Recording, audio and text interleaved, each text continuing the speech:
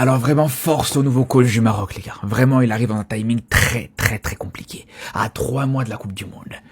Juste après, une situation compliquée, une élimination compliquée à la CAN. Juste après que les supporters, les journalistes soient très remontés autour de cette équipe du Maroc. Juste après, voir un vestiaire totalement fracturé, totalement déchiré. On a encore vu la déclaration de Saïs aujourd'hui. Je vous le dis, les gars. Ça va pas être facile pour lui. C'est un cadeau d'entraîner cette équipe du Maroc. Mais pour lui, ça va être un cadeau empoisonné. Parce que le timing, c'est le pire timing possible. Il aurait pu avoir un timing plus intéressant après la Coupe du Monde, par exemple. Après une Coupe du Monde, une campagne de Coupe du Monde, peu importe ce qu'elle sera. Mais voilà, repartir sur de bonnes bases, repartir à zéro.